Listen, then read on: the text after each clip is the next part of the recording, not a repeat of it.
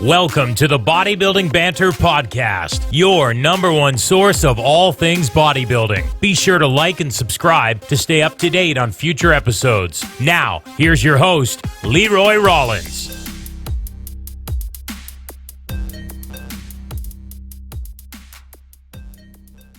All right, people, welcome to the Bodybuilding Banter Podcast.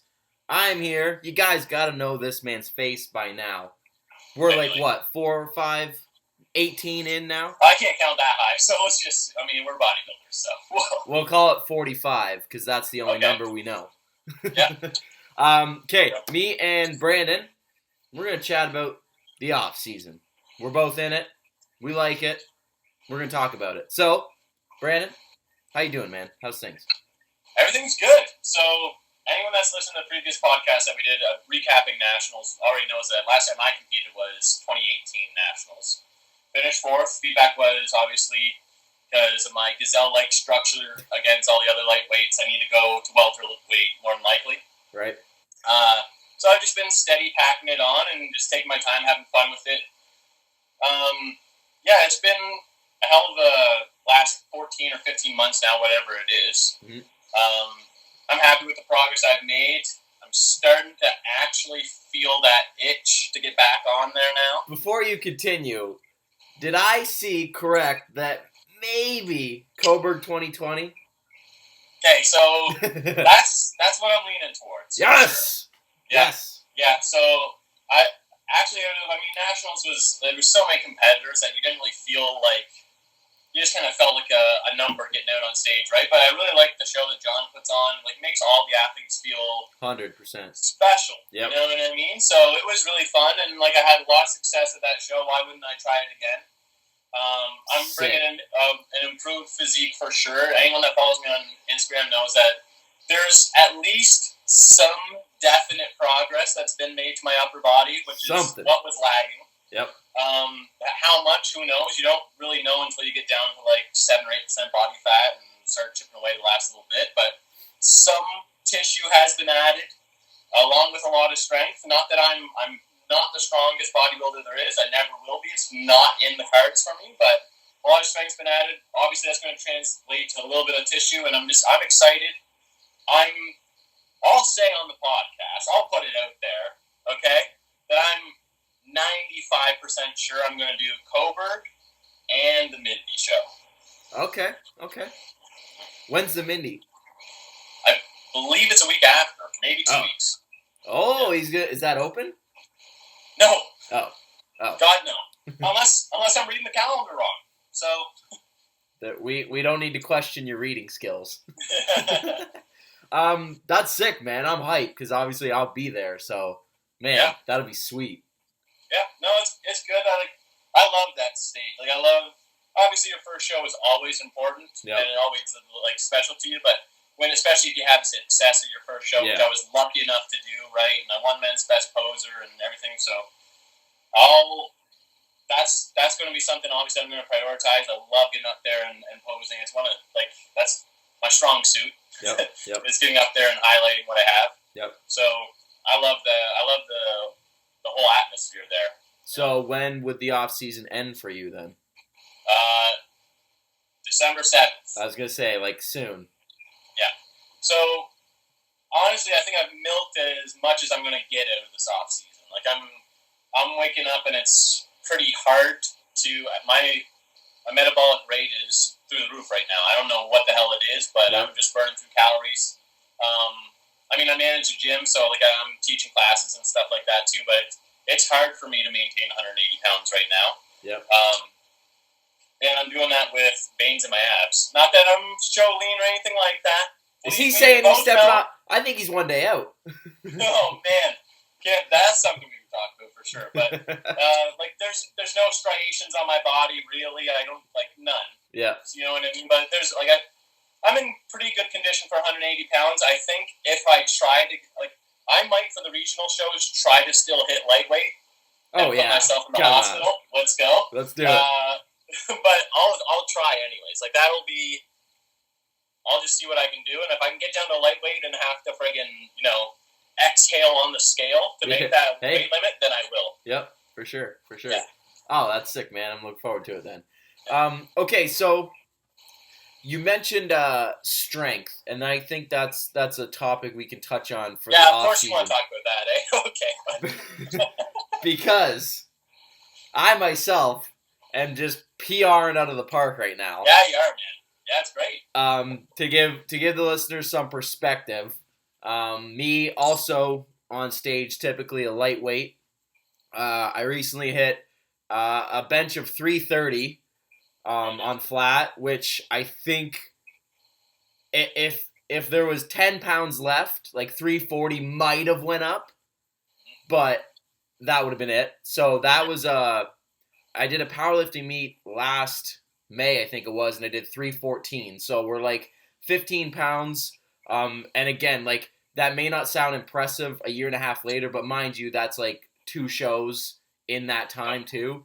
So from when I started my off season in May, I guess, of this year till now, like that's huge for me. Yeah. And then I just pulled 470 or 475 for 6, beltless, conventional, and then squats are coming up too. Squats have been slower, but I'm happy with it. So that's something, because you said that at the beginning too, that you're like getting strong, which is something I think in the off season people need to like laser in on, because you're gonna look in the mirror. If you're a bodybuilder, you're gonna look in the mirror and be like, well, shit, because you can't see the progress, right? And like you said, there's no striations. Like you get a vein on arm day, or you're hitting calves, for example, right? Yeah. But you don't have that reflection of you can see the progress per se, if you know what I mean. I think people get freaked out on that. So like for me, like seeing those numbers, like when I did that bench, I could have went home that right after that and been like cloud 9 for the rest of the day. Oh, of course. Yeah, like I don't think anything.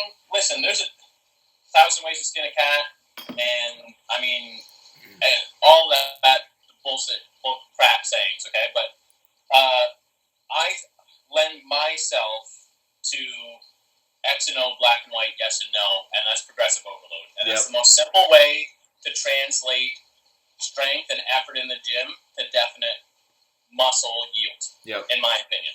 So a lot of people think that maybe it's just like the 5 or 6 big exercises or something like that you need to progress on. I have every exercise PR for a set or a volume scheme that I've ever done on my phone, okay, in my notes app. And when it comes time, when I make that training block for the next 10 or 12 weeks, I'm going to beat that by 5 or 6 weeks in. And then every week after that, I'm going to try and add 5 pounds to at least one set. So that goes for standing alternated hammer curls as well as a standing barbell curl. And for back, it would be a deadlift, but also a reverse grip pull down. And for chest, it would be incline dumbbell flies, but obviously flat barbell press as well. So it's not powerlifting, right? You're not only focusing on a squat, a dead, and a bench. No, it's everything. But it's also not pump chasing, where you're just filling up your muscles with blood, because that doesn't always translate to definite muscle yield. There's a time and a place for a thing. Like I do sets up to 15 or 20 to PR them every workout. But if you're just, for instance, if you're doing bent over side laterals with 12-pound dumbbells until it burns really bad, that doesn't mean much, in my opinion. Some people, for sure, that are more genetically gifted, that's going to still yield progress. But also, if that same person was attempting a PR versus a burn, that's black and white, yes or no, right and wrong. Right? So in terms of making definite progress, I think it's the most surefire way, foolproof way to ensure that. Yeah, like I was working out with a buddy, and we were doing like some pull down variation, and I took the 2.5 pound plate and pinned it on, because our cables go up in 15 pound increments. Yes, okay. So you figure, like, 150 on a pull down to 165. If I'm trying to get 10, I need that 155, 157 and a half, then 160, right? That might be 3 weeks away, right? But you're still making progress every time. Yeah, exactly. And so in 5 weeks' time, that's 15 pounds. Exactly. And now you're handling that with to translate to a higher percentage yield, right? 100%. So I tell my clients that all the time. And in this gym, like, if someone is struggling, like, even if it's like a one-arm cable curl and it's going from 20 pounds to 30 pounds, right? Yeah, that's you might huge. only think, okay, that's only 10 pounds, right? And from a cable, who knows if it's 10 pounds, whatever it is, right? But think of that as a percentile that you're jumping up. That's 33% that you're jumping up because you're not using a 2.5 pound plate to like pin onto it, or we have the 2.5 pound sliders that you pop on. Yes, yeah, exactly. So think of that next time too. Like, I mean, everyone thinks. Listen, I saw a post that you made, and you said that free weights and cables, well, they're better in this way and they're worse in this way. They're all movements that you utilize. There is no right or wrong or whatever like that. Sure, there's advantages for sure. Oh yeah, there are pros and cons to both. Like for a seated cable row, that's in my opinion a really transferable movement to someone's physique, right? Like think of all the musculature that's involved in that. Yep. Same idea as like a rope push down or a tricep push down. Like it's maybe not going to recruit as much musculature as a close grip bench press or a dip or something like that.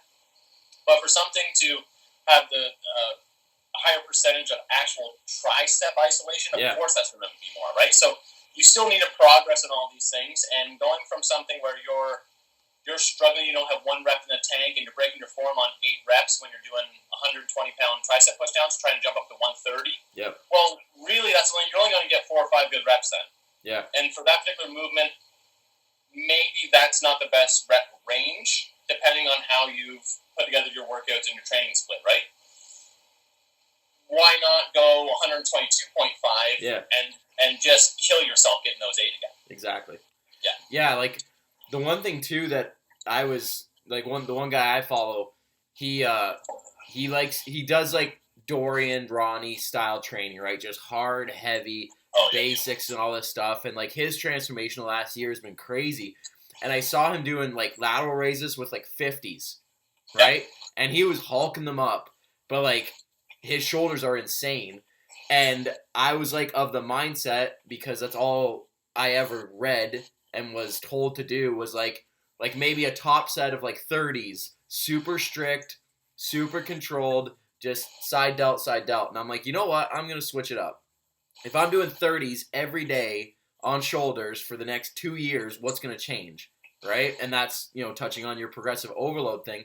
So I've been starting to do like 40s, sometimes 50s for like a heavy 8. And let me tell you, like my shoulders, they work, right? And it's that overload, right? It might not be as pretty, but as long as I can make that connection, which us as bodybuilders, like there's very few bodybuilders, like I'm not saying me and you are like on the upper echelon, but we've been doing this a long time. Like you ask me to like connect with something, it's instant, right? So even if I'm doing 50s, like you best believe like those side delts are doing that pull, right? So it's just, it's that overload and it's that stimulus, right? That you need that. Yeah, like, well, I mean, it's no secret that my shoulders were, like, if you were to pick up one major muscle group, well, the judges even said, like, upper body tissue, but especially shoulders and traps. Right. And I was like, well, I don't know if you're looking at my back double bicep because I'm all traps, you know what I mean? But it's all good from the side, sure, whatever, I don't understand. But I'll take your word for it. And so, like, upright rows, front raises, lateral raises, whatever, like, those are, because they're such isolated movements in a way, if you progress 10 pounds at the same rep range in a year, that's going to make a different look. And, like, humility's great and all this stuff, but it's also really good to appreciate progress that you've made, too. And, like, there's definite progress that's been made. And I can't attribute it to one specific movement. I hate when bodybuilders do that. Like, my back came up because I started doing this movement or whatever. It's not that, reverse grip, weighted chained pull-ups. bull crap, you know what I mean? But adding, now I'm doing sets of 15 with 35 pounds, fairly strict for lateral raises, right? And before nationals, it was 25 pounds. I get 15 real strict. So that makes a difference. And so same with front raises, same with bent over laterals. It's all of those things add up. Like always do your heavy compound movements generally, unless you have some sort of like pre-existing injury where it's better to like pre-exhaust or something like that.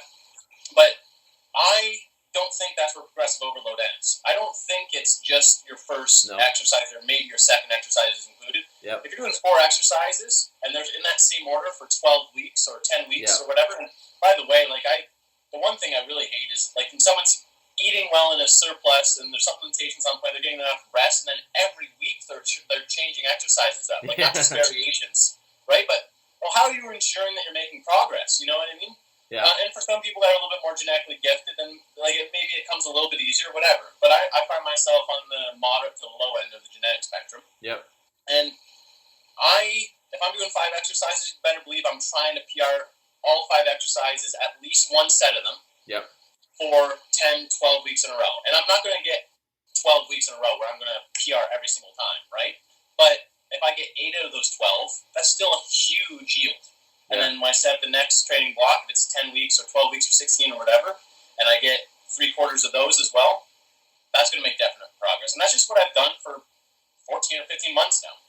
Yeah, and like you said, like your body can't help but change, right? And whether it's 5 pounds on a lateral raise or 40 pounds on a deadlift, that's, like you said that at that one point, it's relative, right? Like it's a percentage, right? If you get 5 pounds on your deadlift, like, yeah, that's progress, but it's not as substantial, right? And because it's a bigger movement, you're going to get more out of it just by nature, right? Like your squats, right? Your squats have been climbing very steadily, and from now till a year ago, you've probably added, who knows, 50 pounds maybe in a similar rep range, right? Sure. Whereas on your lateral raise, like you said, it's 15 to 25, okay, 10 pounds, but that 10 pounds, for one, that small muscle, that stuff adds up.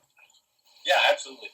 Like, it all adds up, and like it should be very apparent. And like sometimes it's just like, I'll tell you, like right now when I get I'm doing a 12-week training block right now, and I'll tell you if I'm doing a heavy compound at the start of those days, and I will be, the last 4 or 5 weeks, I'm gonna get this weird, daunting, exercise-induced anxiety. Yeah. Okay. And that's me before deadlift every week. Oh, well, you check out one of my more recent videos on Instagram when I was doing that squat at the end of that training block on the last day of it, and I knew it was coming. I was thinking about that for, almost the entire training block, and I just had to just chill myself out a little bit. And guess what? Still didn't really do it all the way. Man, that shit keeps me up at night, not even going to lie. Yeah, well, I mean, like driving to the gym or in the morning, and I'm here for hours training clients or teaching classes or doing whatever before I start training.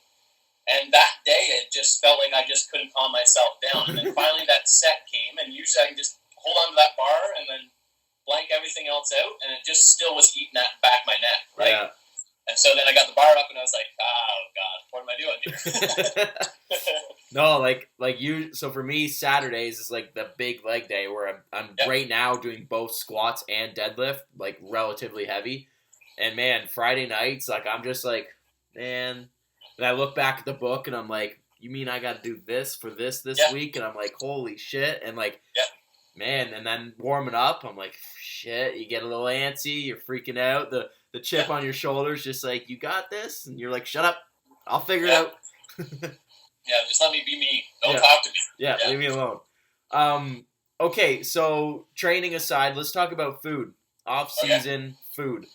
This one's interesting because you have like one side of the coin that's like, this is what I have to eat exactly, or I'm going to get fat, or I'm not going to make progress, right? So you have like this very narrow window of like, these are my calories. Or there's the, I'm going to eat everything, and if I look like shit, it's gains, bro. Yeah, so, listen, you know me, and it's not a sexy answer.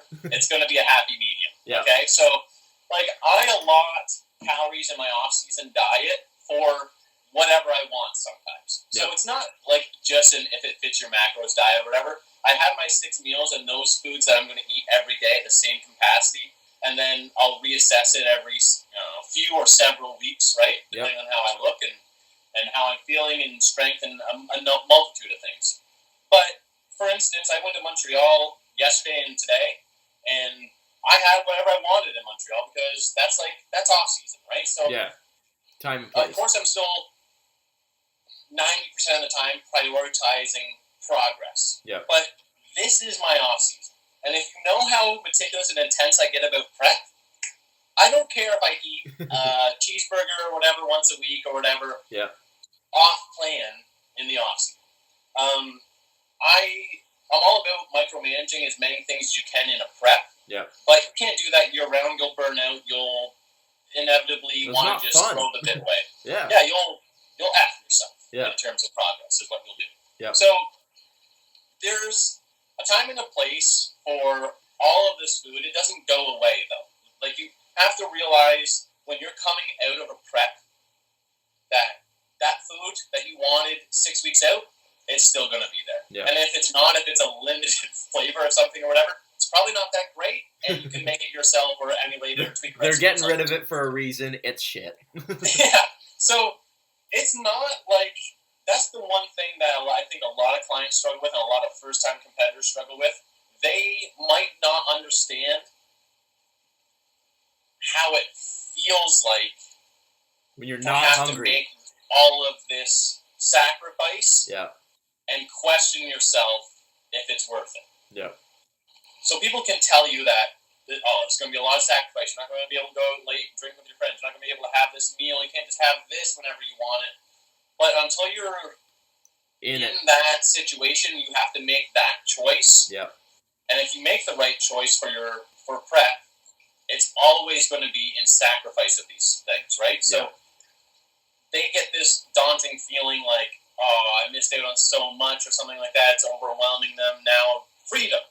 I'm free. Yeah. You're always free. You make this choice. You're always you can free. do whatever you want. You do whatever you want. You can quit when you're 3 days out if you want. It's no big deal. Like, in the grand scheme of your life, it's no big deal. You made this choice that you wanted to do this thing. Yep. So, food is always going to be there. In your off season, you better damn well enjoy it to an extent, right? Like I said, the sexy answer is to say one side of the spectrum. Not for me. Like you never want to get out of shape. You should always, as a bodybuilding athlete, whether it's bikini or it's men's bodybuilding, you should always look like a bodybuilding athlete. Yeah. So when you take your shirt off, you should never be embarrassed.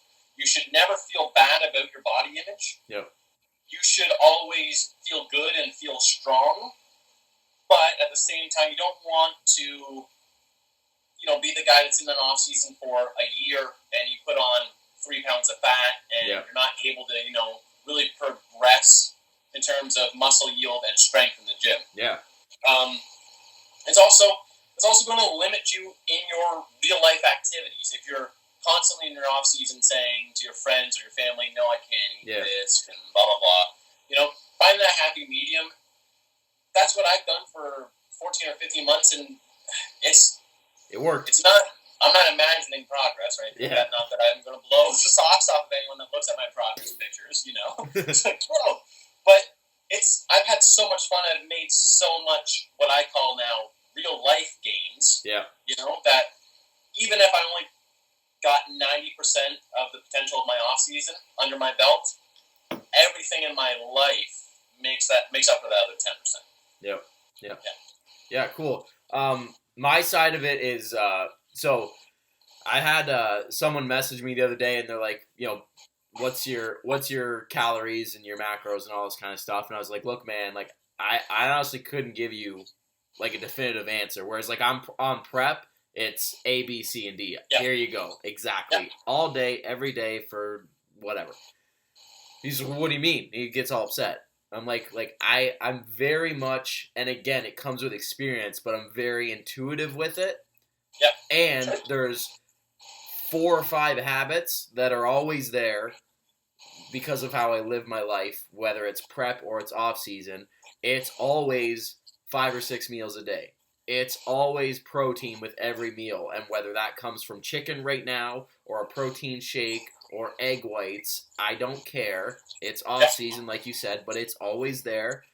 There's probably rice in my day somewhere. There's probably oatmeal. Like, those things for me, I don't think about, right? And I think that's when people like this guy, for example, like got all confused and upset that I didn't have an answer. And I'm like, look, right now, I don't think about it because I don't have to, right? Like you said, it's your off season. It's time to enjoy it. And these habits are just there, right? There's not a day that's going to go by that I won't eat 6 meals a day. It might be different from yesterday to tomorrow, but those will always be there, right? Like my protein, I guarantee you it's probably not under 200 grams a day. Like that's just how I eat, right? Yeah. The only thing that I will probably be guilty of is not getting enough vegetables. I'll admit that. But you know what? That's neither here nor there.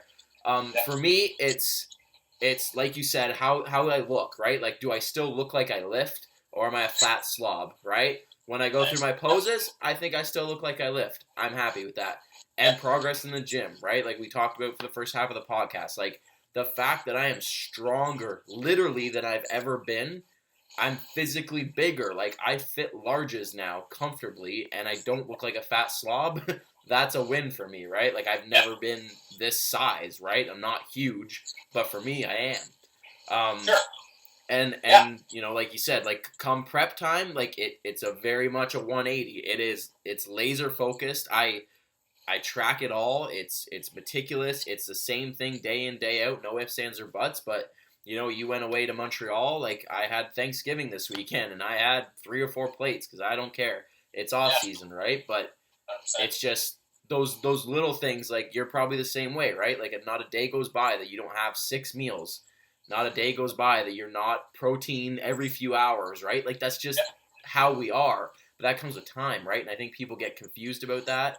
And, like, they don't see what you do every day, right? Unless you're a daily vlogger, they're not going to see, and even still, they're not going to see everything, right? But, like, you know, it's these little habits. Like, I don't drink anything else besides water. I couldn't tell you. Like, that's just what I do. I don't drink juice, pop, whatever. Like, I always have creatine every day. Like, these things are just, I don't think about it. It's like doing up my shoes, right? It's just habits. 100%. And I think that's what, like... there's tons of things like that for me. Yeah, like, and I mean, even in my off season, it's like a real rare occurrence if I'm up past 10 p.m. And, you know, like... Dude, I'm getting tired right now. Yeah, exactly. And so, most of the time, too, I'm up at 4 or 4:30. It's just the way it is, right? Like, that's just part of my lifestyle. But for other people, it might be different things. Like, for someone that has a desk job or something that has a long commute, maybe they have a different routine or something like that. It's just what we do, right? And it's not necessarily, like, to ensure progress even. That's just kind of, like, hardwired in our routine. Yeah. Like, exactly, right? So, there's tons of things like that. And, like, as far as it goes, you pretty much hit it right on the head, right? I mean, like, even in my off season, even if, you know, I wasn't keeping complete track of, like, food that was prepped or something like that, like, I have backup options. Like, I always keep everything that I need to ensure a certain amount of progress. Like, it doesn't waver. Like, it's not off season and totally, you know, the wheels fall off the wagon or anything like that, right? So you have certain pillars of progress, like you said, and you pretty much touched on the same ones that I have. Those are year-round. It wouldn't make a difference if I was 3 weeks out, 12 weeks out, or 240 weeks out of my next show, and even an off-season, right? Yeah. So that's just the sort of things that needs to be on a bodybuilding athlete's checklist. And like you said, a lot of it is time, but a lot of it is just learning how to comfortably micromanage yourself. Yeah. And I think, too, like, how do I say what I'm trying to say? Like, I identify, like, a football player is a football player. They do football player things, right? I identify myself as a competitive bodybuilder, right? Okay, sure. my life basically revolves around that, right? Okay. I have my job, I have my fiance, I have my dog, blah, blah. Those things are in my life, but like you said, like, I don't stay up past 10. I just don't do that, right? And I eat in a manner, again, it can waver, but I eat in a manner that's like a bodybuilder. I train like a bodybuilder because that's what I do, right? So I think that's where, like new competitors, you know, coming into it, you know, they sometimes might not want to accept that, like, okay, like, if you're going to be up at 1 o'clock every night and then be bagged going to the gym every day, like you're not maximizing what you could be, right? Or if like you get up and you're like 100%. slamming a monster and then going to work, not eating, working a 6-hour shift at your job, and then coming home like, shit, I got no food cooked. Like, I guess I'll just have like a bagel and peanut butter. Like, no, if you aren't serious about it, that's okay. Your results will show. But for you and me, like, I can't fathom ever doing that, right? Like, for you, right? Like, you probably deep down want more than anything to, like, step on stage in Coburg and, like, if it's the same 5 judges judging you, being like, wow, he did it. He did what we asked, and he looks better. Like, that's the win, right? Yeah. And I think that's where, like first-time competitors don't quite understand that yet, and they might eventually, right? If they are serious about it, like, they'll quickly learn, like, okay, I basically need to accept that I need to do A, B, C, and D, or I'm not going to beat the guy that is, right? That's my thing, right? 100%. Like, you see that too. Like, sometimes that's just not having the right people in your corner.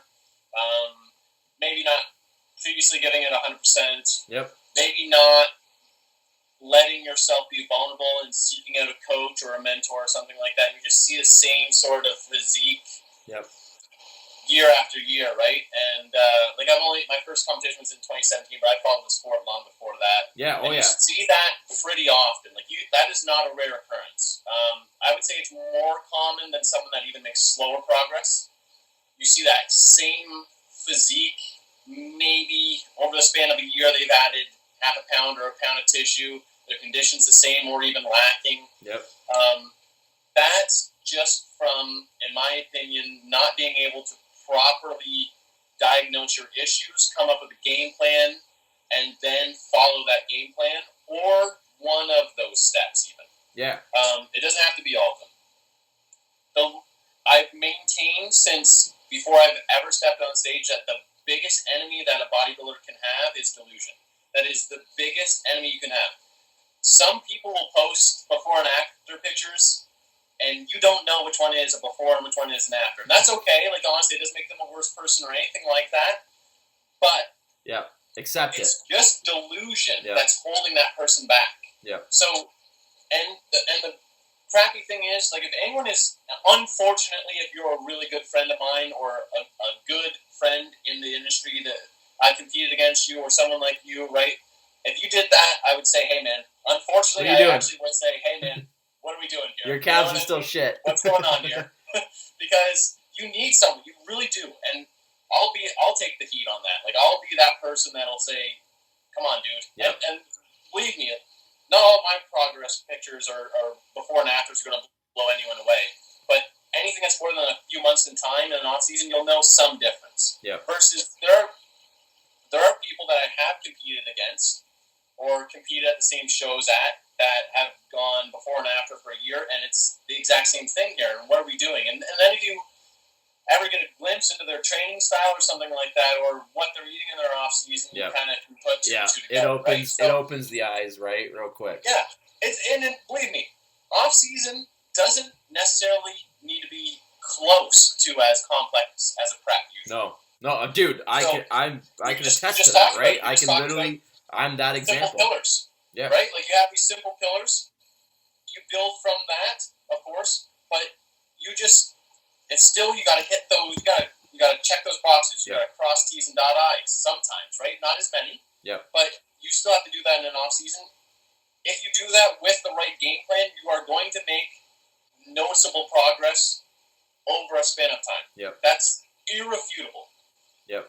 So don't let yourself slip into this deluded mindset that a lot of bodybuilders carry.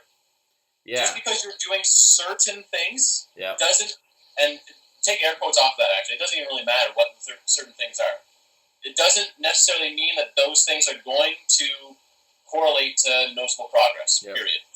Yeah, and like, I think people need to understand the spectrum that they're on when it comes to how serious they are, right? Like, I think if anybody's listening to this right now that doesn't know us, can probably tell how serious we take this, right? Like, we're both very passionate about it. We're both very committed to the process of it all. But like, I make no bones about it that I want to turn pro naturally one day. Like, I want my WNBF pro card, whether it's tomorrow, next year, 5 years from now, I don't care. But that is my goal, right? So my lifestyle is very much taking me there, right? Whereas someone else, like, if they just want to, I think it'd be cool to do bodybuilding one day. Maybe I'll do Coburg and have fun with it, blah, blah. I don't care if my condition's on point, blah, blah. Like, that's cool, right?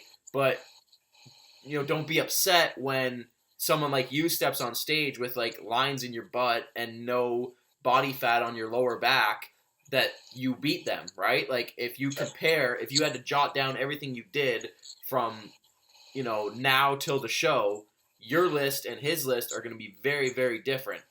And that's fine, right? Like you said, like, whether that's their call or your call or whatever, everybody's entitled to their own little thing. But it's like, they're here with their commitment and their level of seriousness about this. You're here, right?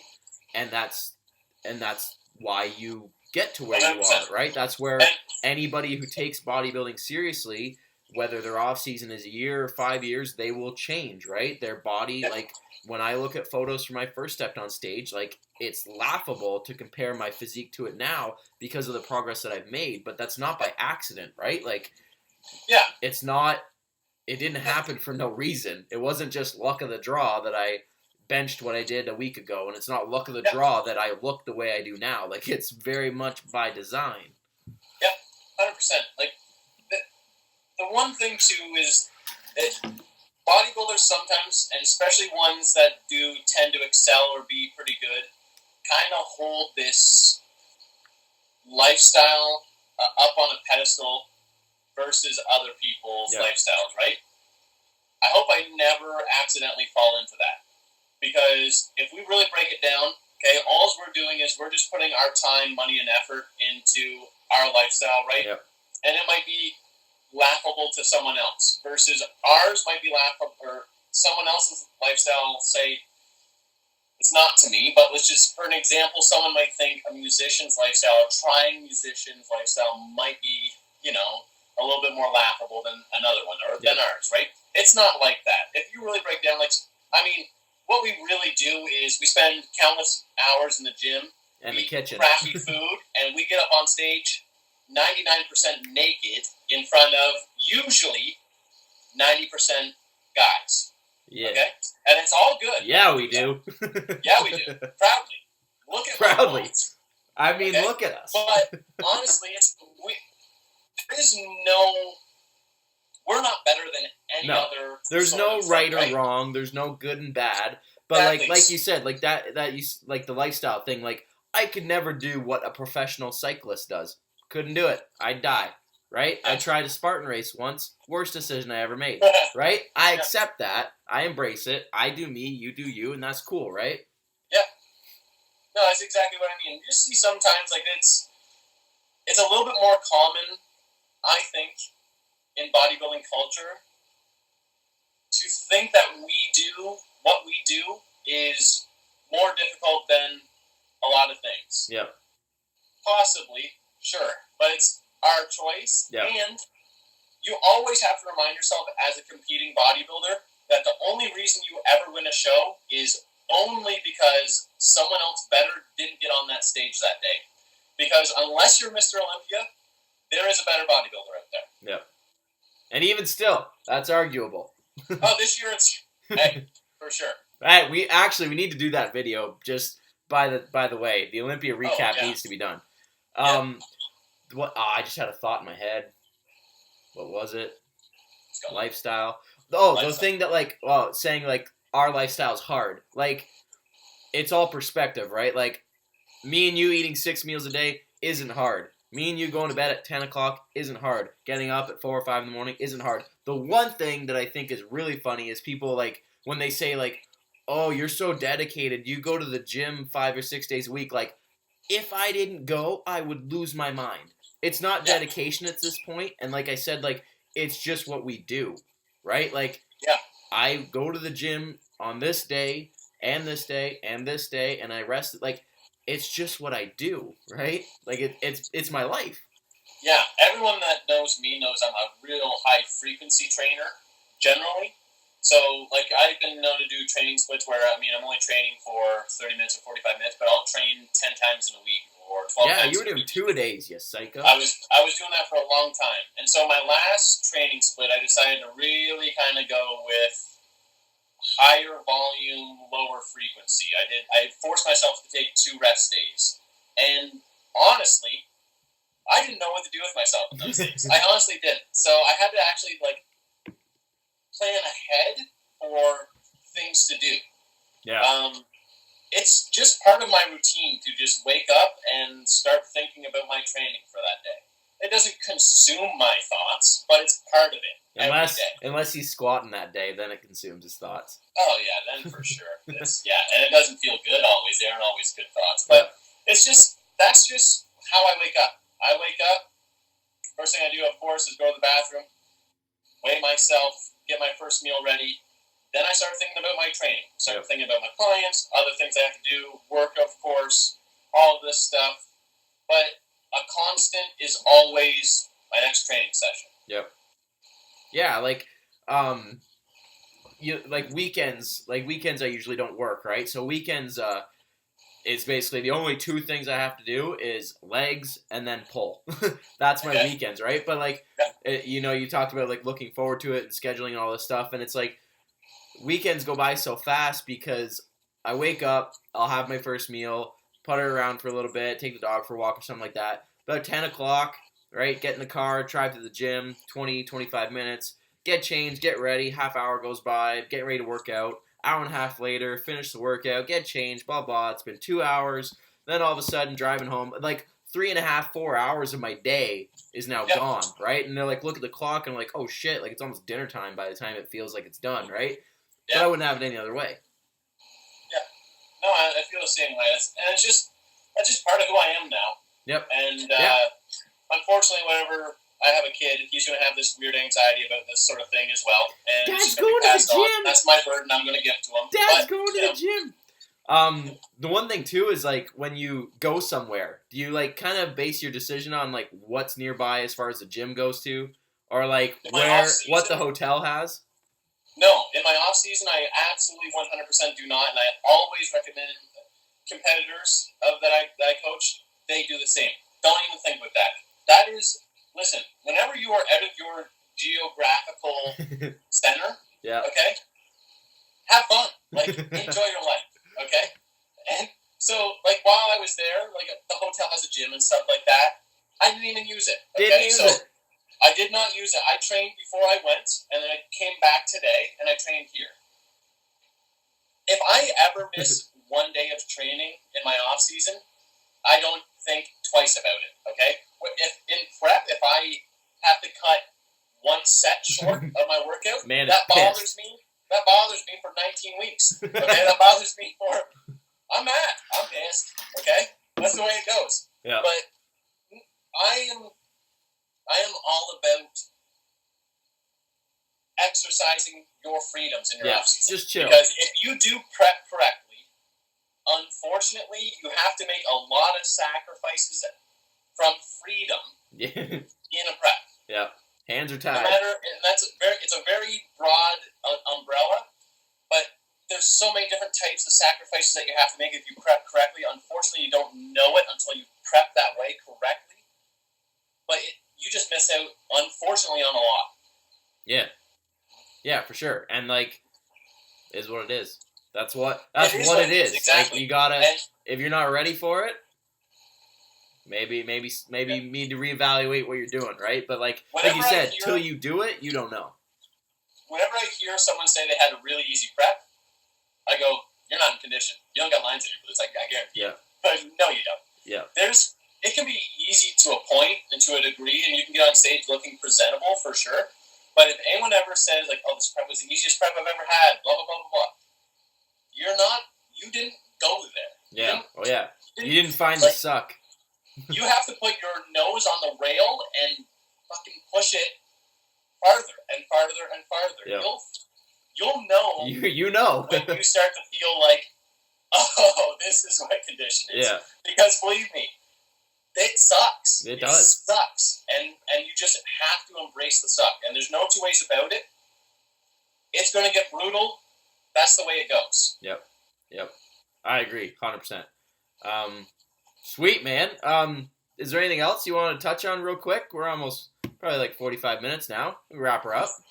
No, that was pretty thorough. Every time I always think of it at the start, I'm like, okay, we got to make sure we talk about this. And 14 minutes in, we've already talked about it. Yeah, You know what I mean? So, I think one thing, just real quick, we talked about training, we talked about diet.